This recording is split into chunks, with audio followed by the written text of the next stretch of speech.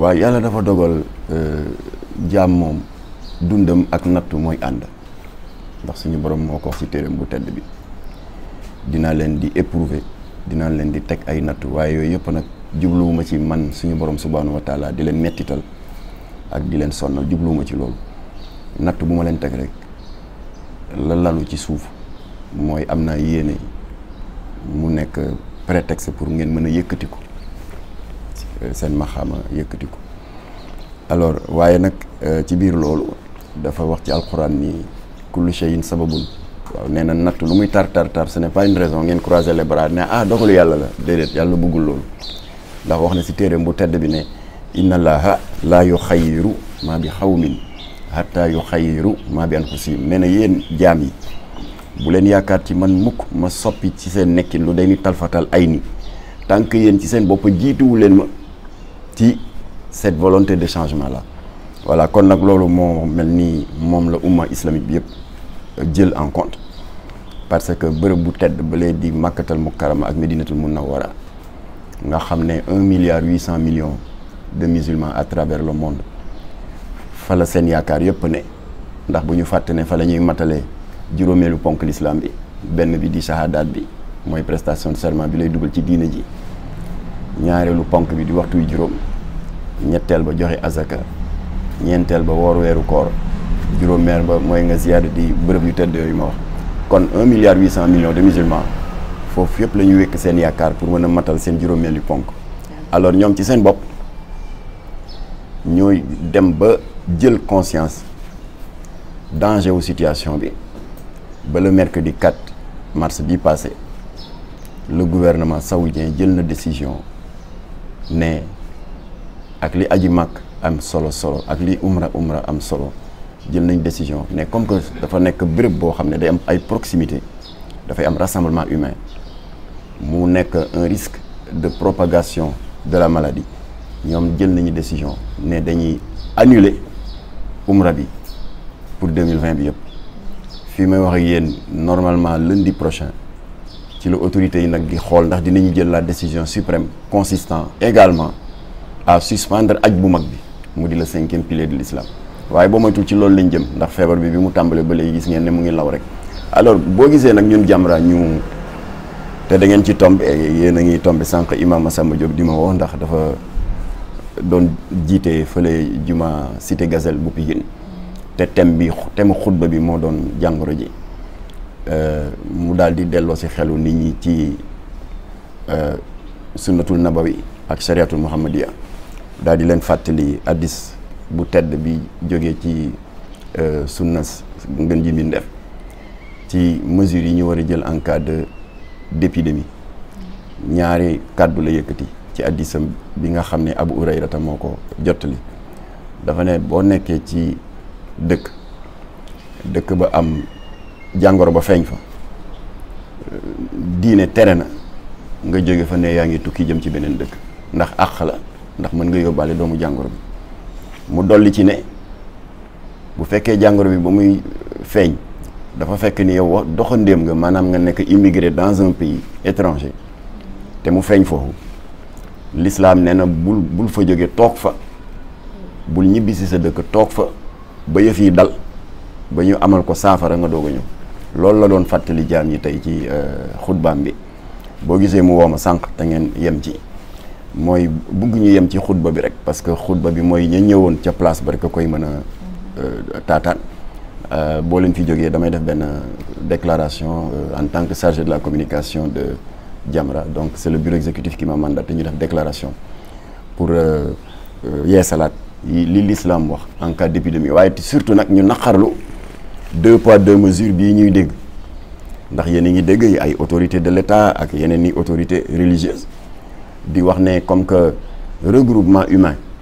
moom la ñi yëngatu ci wàllu kër docteur wax ne mooy la jàngoro bi taamu pour mën di law ndax proximité day am nit ñaa ngi nuyonte nit ñaa ngi accoladante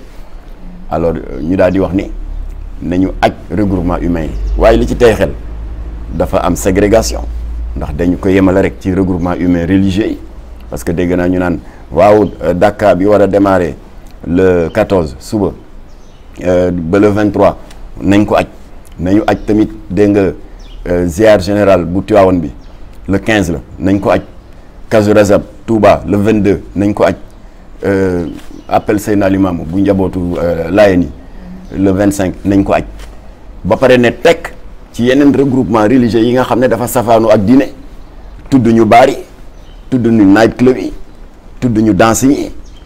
tudd ñu tam les autres regroupements humains de loisirs tel que stade football bi ak lamb ji kenn tudd leen foofu yëpp proximité la lu tax kenn tudd ko waaw ñun loolu la ñuy naqari quoi 2 poids 2 mesures regroupement humain ou bien ñu bàyyi ñëpp et c'est à nos risques et périls bu feebar bi lawee ñu xam ne ñoo tooñ suñu bopp wala boog ñu interdire mais interdire yëpp te bañ a def xaaj ak seen donc communiqué bi ñuy bëgg a def ci kanam tuuti loolu la alors kon nag yéen a ci yem muy seen scoop ñu jox leen ko balaa presse écrite bi di ko génne te di leen gërëm itam ci liggéey bi ngeen di def parce que yéen a ngi def travail de sensibilisation bu am solo ndax jàngoro la boo xam ne danger wu jàngoro mooy bu fekkee panique daf ci ànd maanaam bu fekkee nit ñi dañuy teqali ko seen sago loolu moom musiba la te yéen vous êtes en train de faire l'inverse yéen a ngi sensibiliser ndax le fait ngeen ñëw fii rek ci loolu la pour nit ñi xam précaution yi ñuy jël te précaution yi laajul xam-xam lépp a ngi aju ci cet rek waaw. imam si wàllu ségrégation boobu nga wax da nga jàpp ne xëy na kumba am ndey kumba amul ndey da ci am parce que gis nañ imam Kanté également mu wax lu mel ni nga wax ci jëm ci wàllu interdiction mu mel dañ ko jëmale ci wàllu ëttu këru diine yi ndax da nga jàpp ne xëy na lu jëm ci wàllu tàggat yaram beeg làmb jeeg yooyu yëpp mu ngi am ndax li dal ci këru diine yeeg jëm ci wàllu religion bi dañ ko war a yaatal ci secteur bi. waaw imam Kanté maa ngi koy gërëm ndax je vous donne le scoop dañ ci waxtaan maak moom et c'était tout à fait par hasard ndax dañu dajee il y a une semaine benn tudd bu amoon fi ci cité Biagui benn cousin wu président assemblée nationale di Moustapha Niass ñu di ko wax Souleymane Wane fa la ñu daje maak imam Kanté ñu waxtaan ci sottante ci xalaat voilà man maa ngi koy remercier le fait que mu jël les devants parce que il en a déjà parlé sur sa page Facebook te il a parfaitement raison warul am ku ma am ndey ku ma amul ndey regroupement humain la rek fii may waxee yéen Wally Seck day concert fii ci week-end bi Pikine kan moo ko wax du regroupement humain nit ñaa ngi cëppi ñu ngay accoladante ñu ngay fecc ñu ngay joxante loxo yi ci des yéen a ma ko gën a xam bar yaa ngi dox dancing yaa ngi dox boîte de nuit yaa ngi dox stade yi arène de lutte yi yooyu yëpp c'est des regroupements humains mais kenn tudd ko lu war a loolu responsabilité état la responsabilité état la état lu muy ragal ñooñu ba du wax ne nañu tëj lépp waaye singali gàmmu gi singali Kazu Rajab singali appelu Laayeen yi du dëgg du yoon alors ñun dinañ def déclaration pour wax ne état na tëj yépp te bu dul dara itam mën nañu xëccal yërmande yàlla parce que bërëb yooyu ma tudd léegi nga xam ne c'est des lieux de loisirs et de débauche bu ñu ajalee seeni activité bàkkaar yi wàññeeku yàlla mën na fa jaare sax def fa yërmande ndax bu leen fàttaliku ba nawet ba tagee en 95 Abdou Diouf la fekkoon sëñ Abdou Aziz Sy Dabakh moo dem ca télé ba def appel génn ay aaya teg ne suñu borom nee na léeg-léeg muy teg jaam yi ay nattu te nattu yi dara warula ko dul bàkkaar mu ak mooy yàlla gu bari mu daal di ñaan Abdou Diouf ne ko daal ñun dañu lay ñaan pour 24 heures rek 24 heures ñu essayé ndax ñun ay jaam la ñu xamuñu dara nañu tëj bërëbu mooykaay yàlla yi bërëbu caaxaan yi ñu essayé Abdou Diouf daal di jox ndigal Madiang Khary Diagne ministre de l'intérieur mu def communiqué de presse ñu tëj baar yi tëj danse yi tëj boîte de nuit aj làmb yi aj dégg nga